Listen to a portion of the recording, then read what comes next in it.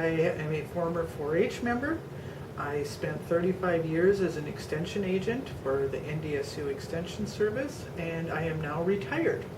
And so I volunteer where I am needed and wanted, and I've done a lot of judging in the last few years at county fairs and things like that. So that's basically what I've been doing since I retired. Mainly is to be involved in the Rough Rider Fair and Expo, and wherever else they need help if there's an event. My main contribution, if you want to call it that, is I'm a livestock auctioneer. So in different 4-H achievement days, I'll come and sell the premiums or the animals, depending on the situation. I went to National 4-H Club Congress in Chicago in 1959 for entomology. And I have 2 sisters, and we all 3 got to go on entomology from the state of North Dakota. Be with my friends. I mean, that's still the same. Kids still like that. And doing things with them. You know, I grew up on a farm, and we didn't have a lot of money, and so we spent a lot of time working in the garden, and I helped in the fields, and with the tractor and the cattle and stuff like that. But that gave you a chance to socialize and be with your friends. Part of the process is that there's always a story to go along with raising a calf or raising a chicken, and so we got to see a lot of that. And yes, I was influenced by that. My dad really enjoyed selling the premium auctions, and so I definitely did learn from him, and I do enjoy doing that.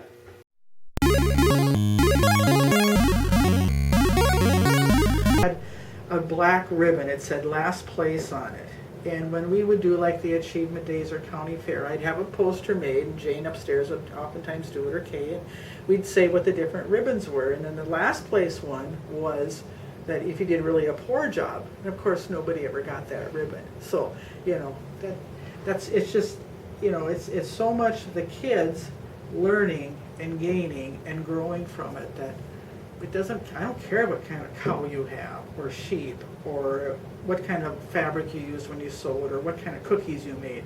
What did you as a child learn, and how did that help you try something new the next time?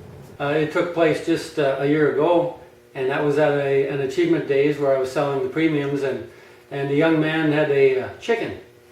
And it was different. There were, over the years, you've seen different animals that are in the premium sales. Didn't see many chickens, but a few of them, and normally they just carry them in, on their arm. And this one he had perched on his shoulder, and he walked into the arena, and the crowd was pretty much mesmerized by the fact that he could even get that done.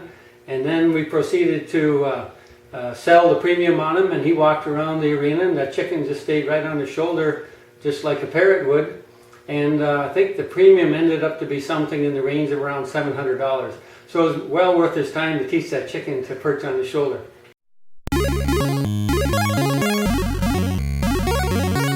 Never.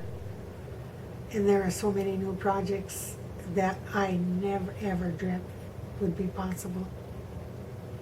I knew that 4-H would offer projects, an area of interest or work for kids that would help them develop life skills.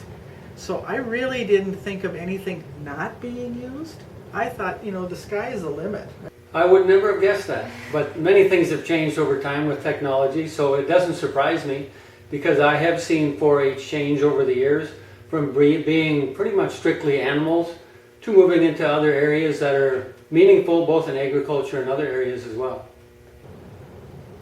They have changed because of how society has changed, what is available. The technology kinds of things, the access to information, the access to transportation. There's more money to work with for some of them, but kids are still kids. They want to learn, they want to be with their friends, they want to have fun. That's the kinds of things. It's definitely helped a lot of people, if you want to call it that, become adults. It does teach you things that in many cases you won't learn at home, or won't learn at school, or won't learn from your peers. Many of the things are life skills, and even if you don't directly use them in, you know, in the rest of your life as far as your occupation, you will learn many things that will make you a better person, and whether it is dealing with animals or dealing with other people. And so I think that 4-H has done a lot of good for a lot of people. You could go back and do it all again. Would you be a 4-H'er, and would you be a 4-H leader? Absolutely.